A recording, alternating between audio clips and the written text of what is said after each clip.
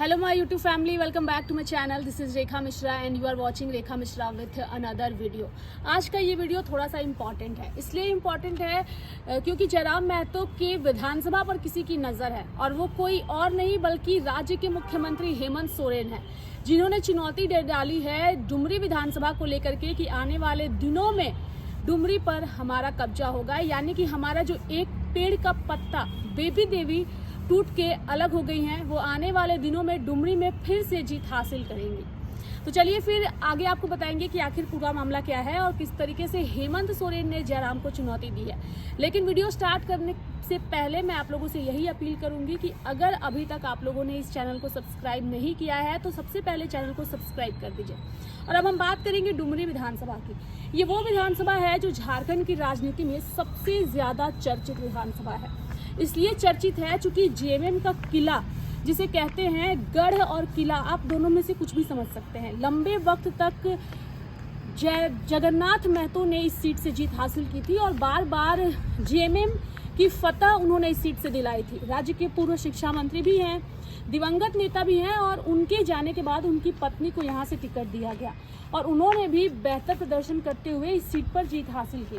लेकिन इस बार जब चुनाव हुए 2024 में तो ये उनके लिए जो है सीट जो है वो मुश्किल नजर आया। इसलिए मुश्किल नजर आया क्योंकि डुमरी में जयराम महतो ने पूरी ताकत लगा दी थी। लोकसभा की अगर हम बात करें तो जिस वक्त लोकसभा में जयराम महतो ने गिरिडीह से लोकसभा का चुनाव लड़ा था, उस वक्त उन्हें सबसे ज्यादा वोट अगर कहीं से आया था तो वो डुमरी विधानसभा से आया था और यही वजह रहा कि विधानसभा में उन्होंने डुमरी विधानसभा को चुना और यहाँ से जीत हासिल की। अब डुमरी के मॉडल को लेकर के वो काम कर रहे हैं, उनकी एक टीम काम कर रही है और वो टीम कह रही है कि आने वाले दिनों में सिर्फ झारखंड ही नहीं पूरे देश में डुमरी मॉडल की चर्चा होगी, क्योंकि हम इसे नेशनल लेवल पर डुमरी के विकास को लेकर के जाएंगे। अब बड़ा सवाल ये है कि अगर डुमरी में जयराम महतो की टीम काम कर रही है और डुमरी को एक मॉडल के तौर पर पेश किया जाएगा तो क्या इतना आसान होगा हेमंत सोरेन के लिए डुमरी में फिर से आने वाले 5 सालों के बाद चुनाव लड़कर जीत हासिल करना अपनी पार्टी के दम पर?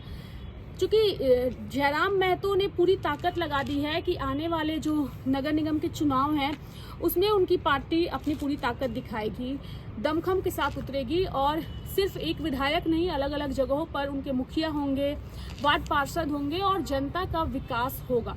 उन्होंने ऐसा ऐलान कर दिया है। एक तरफ जयराम महतो का ऐलान है, दूसरी तरफ हेमंत सोरेन का ऐलान है कि पेड़ का एक पत्ता जो टूट के बिखरा है वो पत्ता फिर से खिल उठेगा। चूंकि पत्ता टूटा है, पेड़ अभी भी वहां पर है। लेकिन क्या इतना आसान है डुमरी में जेएमएम का फिर से आना, जयराम महतो को पटखनी दे करके?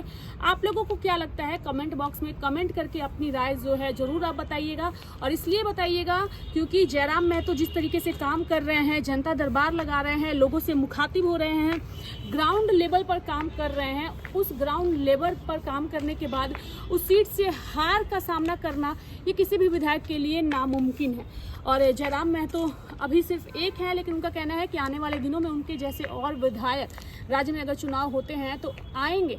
तो क्या जेएमएम या भाजपा कोई भी अगर ये कहती है कि डुमरी में उनका वक्त आने वाले दिनों में होगा, तो आपको क्या लगता है क्या सही मायने में ये वक्त होगा?